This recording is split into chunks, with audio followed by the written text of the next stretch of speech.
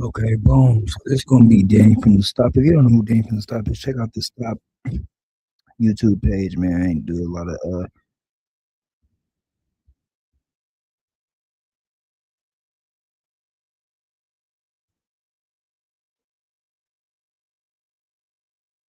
I don't know why it's so loud, my bad.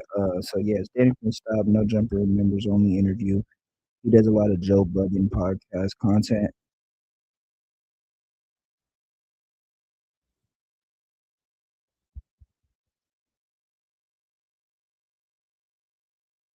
Um and as well as like just different like podcast content in New York style creators type thing.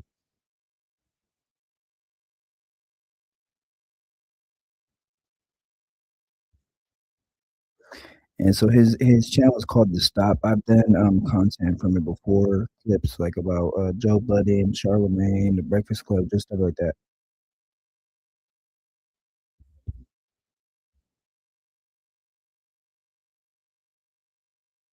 So boom, we gonna get right to this Adam interviewing him. We gonna probably do half of it. We don't want to get copyrighted, so we're gonna do half of it, and then we're gonna do the commentation.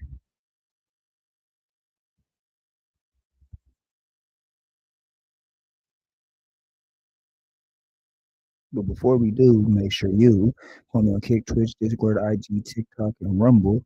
Hype, like, hit that notification bell so you know when we live.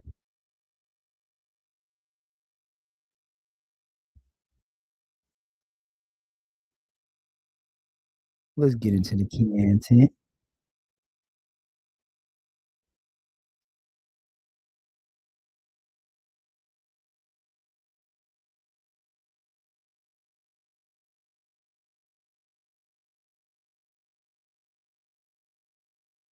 No Jumper, coolest podcast in the world. And I'm in here today with my good friend, Danny from the Stop, who I do believe my YouTube Wrapped said that you are my fifth most viewed channel of the year. And I feel like the people who really watch No Jumper are probably kind of annoyed of hearing me clarify that I watch your channel a lot. So Yeah, I see. Definitely people. Who is that? And I acknowledge that, but that's dope.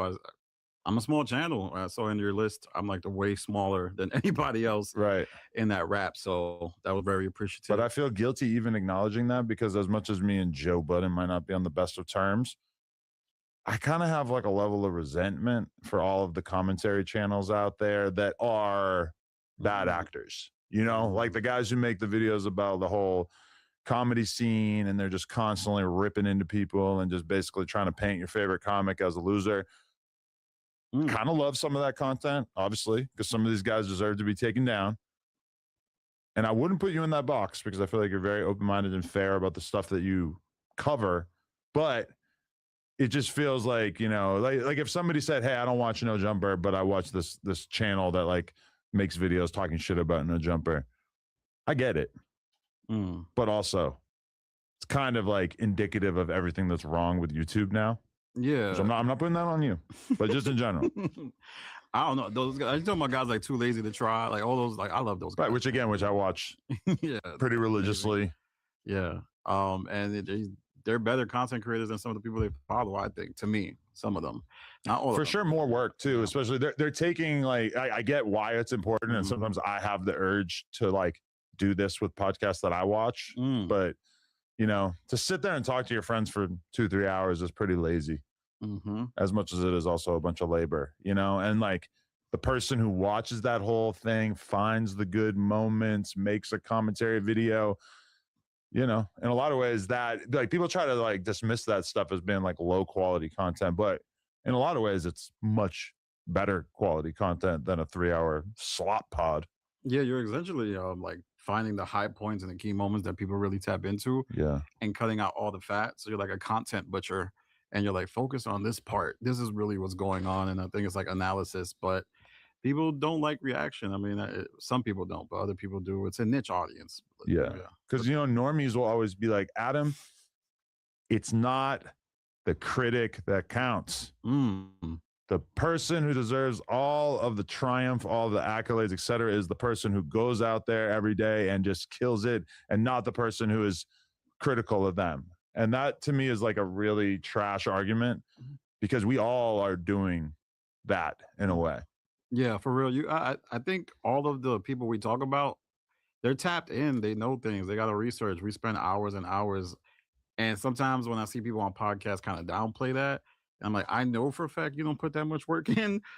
Specifically, like people on the show of just people I watch, i.e., like the Damarises and the Ishanices. It's like they look down on this type of content. It's like, I don't think y'all work as hard as I do, but that's just me. I mean, the Yeah. one thing that I will say that I admire about Joe Budden's operation is that it seems like when he tells his cast to watch something so that they can react to it, that they actually watch it. Which you watching a lot more of his content might actually take issue with that. But me, generally speaking, almost 100% of the time when I tell the fellow host, hey, watch this show, it's not happening. I love that it's like I was here like 2 years ago and you said the same exact thing. I believe it. I'm sure I said the I same think thing. it was DW at the time or somebody else. Yeah. So I mean, people just don't think of that as organic. Like prepping is not organic. Podcasting is, kind of friends kicking it. And sometimes it's not like it's blurred. But yeah, I don't know what you're telling these people to watch. Maybe they have, is it like something everybody watches? Because that would piss me off. Well, looking back on it, asking the No Jumper crew to listen to the new Justin Bieber album seems really foolish. Like, understand your audience. That quite clearly was not going to happen. From my perspective, it's kind of like, oh, it would be so entertaining to hear a bunch of gangsters talk about the new Justin Bieber album, which was at that time very, very culturally significant, but possibly kind of. That's why Lush kills it here, man, because he watches everything, man. Right? No, do not gas up the addicts. You cannot gas up the addicts. You want to meet Lush? Lush, for real? Bro, here? Lush here. All right. I mean, I'll meet Lush off air. I feel like that might throw a wrench in this whole thing. But, yeah. No, actually, yeah. If you're a Lush fan, then I don't want you meeting Lush because that's our whole thing. We gotta any positivity, we have to jump in between it. It's like if we had like a huge, feast of food. And then we have like a super obese homie. You got to give him it like little by little. Yeah. You can't just like give him the whole cornucopia. It's a buffet. He's not ready for that. Same with Lush. He can't handle the compliments. Yeah, we're working on it. Yeah, shout out to. I mean, I only know Lush from battle rap. It's funny that he ended up working here. So that's crazy that you are schooled in battle rap as well. Yeah, I was considering being a battle rap blogger, which was a great idea not to be that. But yeah, I went to like a battle rap event where somebody punched somebody. Really? And it was Goods and Gyms. It wasn't a Mouth Hoffa incident? No, yeah, I know. He's like responsible for 80% of the punches. Yeah, that's what I always think of. Nah, it was Goods and Gyms. I don't know if you know Goods. I don't know if you know Gyms. But yeah, I was a big battle rap fan at the time. And it was funny because as soon as I stopped listening to battle rap, I kind of started focusing on the Joe Budden podcast. And that's how, yeah. So I'm amazed by your memory of different things. And like, okay, I think a lot of us have the same thing going where we watch podcasts relatively passively. Probably the vast majority of people who are watching this right now are driving, working out, maybe they're like listening to it in the background at work or something. It's just like very passive listening for most people, which I understand is a lot of stuff in general these days. Like a huge percentage of people, if they're watching the new popular sitcom, they're watching it while doing something on their phone, realistically. But with you, it feels like you're doing like deep understanding based watching of the Joe Budden podcast so that you can really pick out the minutia. Like if you were doing anything else, I don't think you'd be able to have the observations that I frequently see you have. Yeah, no, I do agree. I feel and like when you talk about watching it twice, you'll be like, oh yeah, I watched this a second time. I'm like, you just watch a 3-hour podcast twice. I think sometimes it's needed because things play out in retrospect and you look back at that moment, it's like, oh, that's completely different. Whatever happened there was completely different than what I thought was happening. But do you have a journal or like a list of, like, I feel like you need to be able to like go search different terms in order to be as concise as you sometimes are, or is that not part of it? Game. I feel like the Reddit. Oh yeah, is you like search that. Yeah, and also my YouTube now serves as a catalog, kind of like an archivist. Review your own videos. Okay. And I look back at things, or also shout out to my community on Twitter and Discord. The fans of the content and the fans of the original source content all kind of feedback, and I have to like kind of decide what I want to chef up and But yeah, no, I do have a list of things that I keep in mind. I have clips, I have content ideas like for everybody. Like Mark, I might do a video about this. Melissa Ford, I might do a video about that. But yeah, I do catalog it to some extent, but I think the Reddit, Google is all once Are in a while. are you ever like consciously pushing narratives that you might sort of consciously know are maybe a little hyperbolic? Because sometimes it's hard for me to square the fact that you have sat with Imani and that you then make these videos. And like, I'm gonna be real with you, Imani is a person who I like have never thought about in my entire life Mhm. outside of your videos. Like, I just kind of remember seeing like, oh, that's the R&B guy on the hooks on these old Joe Budden songs or whatever. I never really thought about him, but like, you are just painting this narrative of him being just treated like shit and just being like a total flunky on that podcast Mhm. to the point where like, I can't believe that you're talking like this with a guy that you've really sat with. Like, I have a lot of respect for it, honestly, Yeah. because it's pretty ballsy. Yeah, I do think that that in some ways delineates me from some of the content reactors that I sit with people and Yeah. but no, I firmly believe what I said. I do think Humanity's somewhat of a punching bag. I do think that they do make fun of him, and it's always funny in contrast to Ice, where it's kind of like hands off, which Yeah. creates like this sharp contrast. But I've always been into that. Like I've always been into the Saturday Night Live, like what's going on with the cast. Mm. Eddie Murphy is beefing with Lauren Michaels. Why is that? Like I kind of learned that from the analysis of that. Like I've always been very deeply invested in the men who make us entertained, Mm. and I think that we often see these guys as different, but there's just as much backroom office politicians. I'm fascinated about Jay Leno versus Letterman, Howard Stern versus. So I've always been interested in this, and I just see it play out with the content now. So for me, it doesn't feel weird. I know it Okay. feels weird to a lot of people though, who might watch it. If you were going to sit down with a Manny and do another podcast tomorrow, do you feel like that is something that he would even be open to? Or do you think that that bridge has been kind of burnt through you doing this content? Has he reached out to you like, hey, I don't appreciate these negative narratives they're spinning about me that are clearly like sort of influential on the cast as well? Like, clearly this is, I would be surprised if all of them weren't watching your content. Yeah, for sure. I know when I said I think Flip and Mark are gonna fight. Like I really, like I said something like that, and it like happened Mm. like days later. But not me and Imani. We actually fell out about something else that had Oh, nothing to do with okay. content.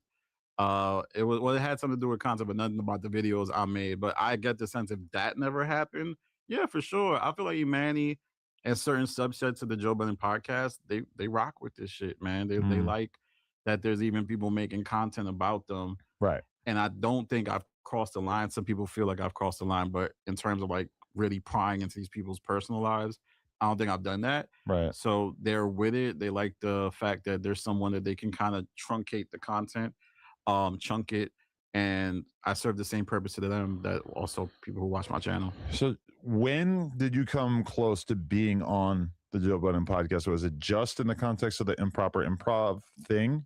Was that the only time that they invited you through? Because you seem like you kind of made a conscious decision that that was not something that you really wanted to pursue. I know you kind of thought about it. You almost did it. No, yeah, Improper Improv, the show that never was, season 2. I think Ian and Flip, or well, not Flip, Ian wanted to bring me on as some kind of thing to help that show, which was clearly in a bad spot creatively, and it was struggling because there was like this power struggle that seemed to ensue between Flip and Joe about how to run the show, Mhm. who should be on the show, and then they started doing this bi-weekly thing, and it was like how you air a show bi-weekly, the cadence was off. So there was like a choice, or maybe Ian wanted me on, but I don't get the sense Flip wanted me on. I don't know how much of that was COE, Okay. content over everything, but he kind of nixed that. And I didn't really want to go on Improper Improv. I felt like that is not real to me. Like that is like Mm. that's like the I don't know, like I'm sure you have offshoots that it's not the real No Jumper. Well, that's always the problem with like, it's a cool idea that there could be multiple people doing interviews on No Jumper, Mhm. but like in reality, the girl Laura who works for me was like, you know, trying to pitch people. Like they would try to get an interview with me, and then I wouldn't be available. So she'd be like, "Oh, are you down to do a Sharp interview?" And they would take it as if like, "Oh, so you think I'm like B tier, like I'm not cool enough?" Now, some people just wanted to do a Sharp interview. Yeah. But like when she would try to just like replace me with somebody else there, it never really went that good. But you were never supposed to sit down with Joe, or was that ever a discussion? No, season 2 of Improv to me was some BS, so I couldn't be on it. And I I only did 2 episodes, right? 3 episodes? I think they did like 4. Oh, okay. I think like 4 is the magic number. But no, I was never scheduled to be on the Joe Budden podcast or like interview or anything like that. Yeah. Mm-mm. Yeah, man. Queen's Flip seems like such a dick. Like, I don't know if it's just your videos making me feel like that because you're like only kind of showing like the negative shit, but he just seems like such a loudmouth douchebag. It's interesting because people like close to the show and not on the show have told me that he's like the nicest guy in real life, but this character is just the biggest dick ever. I mean, it's like when you have to talk to somebody for hours a week, you'll really figure out pretty quickly like what the extent of their personality is. But like to me, it's like he just like is indicative of the kind of podcaster that is not smart and tries to like replace the smart, like where intelligence would normally be a percentage of your value as a human being. He tries to replace it with being like tough.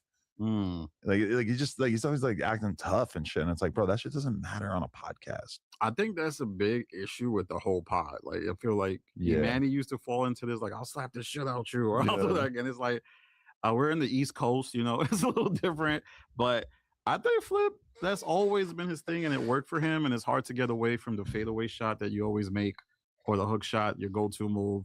But no, I don't know if he's necessarily a bad dude. I don't know if he's growing, but he was a dick to me, and I always remember that. But I like how, because like in another world in which they didn't have people making YouTube videos about their content, they would have been able to just like quietly scoot Flip onto one show per week, and then you know maybe slowly he's just here and there. You're like forcing people to actually have conversations about what's really happening, because like for instance with No Jumper now, if a host is going to leave the platform, it's a huge fucking deal. Everybody's going to talk about it, this whole thing. I remember back in the day there was like a bunch of different people who left the platform, didn't work out. Nobody said anything. There wasn't a Reddit for people to talk about. And then it's kind of like as time goes by, some people are going to start commenting about it, but they don't really have anywhere to go to really like get the answer about what happened to this guy. And then years later, they see him doing something else. They're like, oh, I remember that guy from No Jumper. And that was like pretty convenient for me to be like, oh, they left the platform and I don't even have to have a fucking conversation about it. That was great. But obviously as fans, like, you know, the fans have matured to the point where these breakups, these pod breakups, even the most minor of characters are very, very important dialogue to have. But yeah, man, like I told you, like, you got to get a blick. Like Queen's Flip is coming. Like, and when I say a blick, I mean like almost like a prison style blick, because I don't think you should be rolling around Brooklyn with a gun on you. But I mean, it got serious. I mean, he was talking about coming to my job. He was talking about, yo, I'm watching the people in your family, like all types of other shit. And he got a lot of blubber on him. So I feel like at the very least, like the law in New York, I think is that the blade can't be like longer than this. But you might need something like, you need like a London knife. Yeah, I'm not trying to, I'm not like, I have a regular job, man. Like I've worked in a regular job for the last 15 years of my life. Like it just, I was born in the era of Williamsburg. I know people laugh at that. That was very violent, but people forget that was where Biggie was doing his thing. And but I'm not. I went to school. I went to college, and I never had to like go to that type of stuff. I really just wanted to talk about the show, and Flip kind of made it into some other shit. But I feel you, but also you got to be ready for whatever. So when it comes down to it, I think you got to fillet him like a fish. Just straight up. He's trying to make the clip Danny wants to stab Flip. Like, no, Adam wants Danny to stab. Because I feel like when somebody's out here like threatening your fan, like I don't know if he actually threatened your fan, but he's like acting like he's gonna pull up. It's like content, but it was also like real. Like if I say, yo, I'm stalking Lena, you probably would be like, what the fuck? Yeah. And also it's just like it's so plausible for him to really do that, because like what is separating him? Like all you gotta do is like drive, I don't know where he lives, but probably like 20 minutes or something. Like New York City's massive. Yeah, it's like it's not really like people lurk around on random streets in New York and nobody notices because there's so much weird shit going on that he could easily stand outside your local bodega just kind of waiting.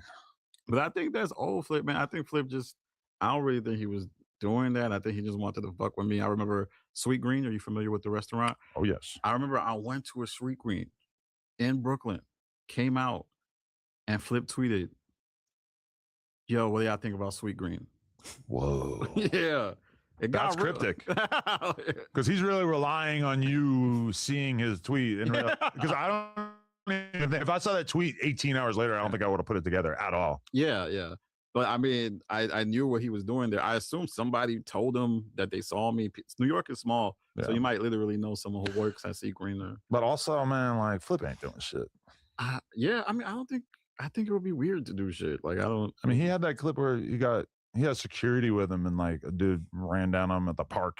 he handled his business, I thought. I mean, he didn't act like a total bitch or anything, but it's not like you didn't seem like you were dying to fight this guy either, you know? Yeah, it was crazy that the girl maced him. That was the crazy part. Yeah. And it got real. It got really real. Yeah. But for sure, Queen's Flip might not last the rest of the year on the podcast. So that's kind of something to look I forward to. don't know. I would have thought he wouldn't last to this point, but he's still there. I guess Joe. I really think Joe's afraid of firing people. It's a theory that I have had. I think. Do you ever sense like, are you afraid of firing people? Yeah. Well, every time I hear you say that about Joe, it rings true for me too. Because even when I have somebody who I think is behaving like a total douchebag, it's like I still really like want the relationship to last and to work because of the fact that I have had so many employees go down in a blaze of glory. And in so many of those cases, the narrative, or at least like, you know, a significant narrative is Adam is at fault for this. Adam did them dirty. And like in almost every case, there's really like almost no argument to be had. Like, you know, the AD thing, nobody can say that I really did anything bad by AD. T-Rail, I never did anything bad to T-Rail. Like, you know, it's like House Phone is the one person who did get his sexual proclivities exposed. So I can kind of understand that. But like, it just makes me really like want to prove to the people like, hey, this is not my fault. Like I'm falling out with these people, but it's not because of anything I did. Like in the AD case, he clearly just he thought he had an opportunity to start a business, make more money. If he had been honest about it, that would have been the narrative. And then nobody would be saying, oh, like he did this guy dirty. But so I understand why Joe like wants things to go smoothly because, you know, even if you fall out with somebody, it's like, there's no reason why you have to necessarily like, you know, have it be this terrible thing. Like in a perfect world, let's say Queen's Flip did exit No Jumper. I mean, a rational Queen's Flip? Yeah. Or excuse me, Queen's Flip Live, Joe Budden. There's no real reason why they have to beef, but all the incentives are there to the point where we kind of know that is the much more likely course of action, right? Yeah. Well, I think it's often that in this line of work, things do end abruptly. Emotions don't get expressed. People send sneak disses. People still are upset. So I do feel like there should be no reason, but look at Rory and Julian. Like they fired Julian. It should have theoretically been okay, but Julian was upset and that becomes content. Right. And that's always how it goes in this field because leaving something like No Jumper or the Joe Budden podcast, people are like, look at them, they left, they suck. What happened? And it's just when the cameras are on, you can't kind of. Yeah, I mean, people inevitably start to realize like, oh, right now is the most attention that anybody is ever going to be paying me realistically, unless my life just tends to go in like a totally different direction, like Julian. I mean, honestly, like the fact that there's even like 10 are willing to watch a podcast about him leaving the Rory and Mal podcast is kind of amazing in the first place. Because who the fuck is he? I still don't even. He's just like some guy who worked there. Like who the fuck cares? You know. So I really like appreciate when somebody like doesn't work at No Jumper. Honestly, even like this year, like we've had a couple different people that we had to like go and like these are behind the scenes people. Oh damn! Yeah. And they didn't like turn it into some weird smearing us thing. But which, to be fair, is it's not like they really would have had a reason to. But it just seems like the incentive is so strong for most people. Yeah, I feel like anybody, like some janitor could work here and be like, what happened to me? I know Jumper is going to get views. So there is an incentive to just bash your former employer. If they have an audience, people will love it. Then people will react to the janitor bashing you. Then all types of content will be made. It's tired and true because remember why I left BuzzFeed? It was like a meme for a long time because they had so many people working for them. And it's just, you know, it's like inevitably it wasn't going to work out. But yeah, I mean, the other main thing about it too is that I I lost it. I had it. It was right there. Get We it can back, edit man. that out. Last time I lost it at one point. Yeah. You did at one point. Oh, yeah. No, what I was gonna say though is Quitting, people leaving. whatever. Okay, sorry to the people at home. I just lost my train of thought. I was about to list off another reason why people leave podcasts and talk shit, but the fragment fell out of my brain. So whatever. So you want to do a year-end roundup? Is that kind of the plan? Yeah, I think we have to, because the death of the year and wrap up, as a lot of platforms ended up separating. We Joe Budden and Charlemagne don't do their wrap up no more.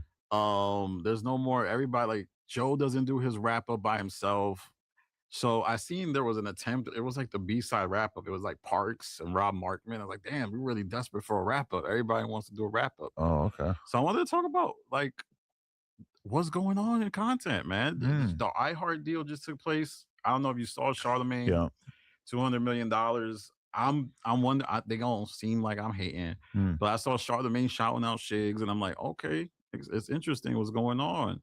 It's interesting what's going on. So you think that Charlemagne was shouting out Chigs as a way to get at Joe? Because he does a lot of videos. Is he critical of Joe? I don't even know that. Chigs don't really. I think he's just more of a news breaker. He's a news guy. Yeah. I don't want to say it. Don't sound crazy and delusional. I think he was shooting at, to some extent, me for reporting on the ratings of the Breakfast Club, and I still think the ratings were never dominant. And I believe that we have to. I just don't know how to frame the Breakfast Club, because by the old metrics, they're never dominant. They don't wipe everyone down, but they've been such a mainstay of iHeart and access to a lot of talking points and key things. But he just signed a $200 million deal. So yeah, what do you think? Well, number one, when I hear so and so signed a $200 million deal, I mean, we have had other times in rap media history in which people have proclaimed that they had received a 9-figure deal, in which I guess I would say I'm skeptical. So really, really, really good headline. Do you believe in Barstool? No, I feel like I know what you're talking about. Listen, Charlemagne getting $40 million a year for 5 years. I mean, if that is true, then I am extremely proud of him and happy for him. Yeah. I don't know how that's true. I don't like maybe this is just a side of the business that I don't necessarily understand, but yeah, that's not like what? Yeah, because I'm looking at previous, like Bill Simmons and Gimlet's, like you have to own some shit, right? Often. Then on top of that, Charlemagne doesn't own the Breakfast Club. But I'm like, now I'm thinking, like, is it like super incentive based metrics that you have to hit that are unreachable? Yeah. Like those types of things, like football contracts where all right, we find out Deshaun Watson signed for like $300 million for 6 years, but he could get cut at any time and he has to hit a certain amount of metrics. Right. I wondered if that was it. It just seems like a really significant land breaking deal in this context of media, but who knows how is it gonna last?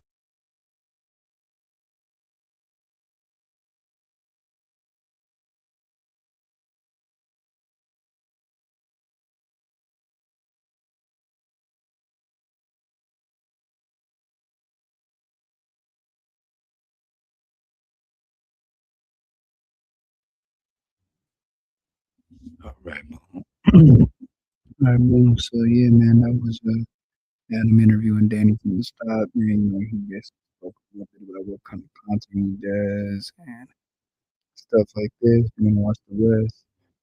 You gotta wait, man, till Adam comes out with the content, man. That's why I'm giving you a little sneak peek, man. But he will be probably dropping it this week, man. On my jumper. We going to the next one, man. Before we go, make sure you follow me on Kick, Twitch, Discord, TikTok, Rumble, like, hype, hit the notification bell so you know when we live. We on.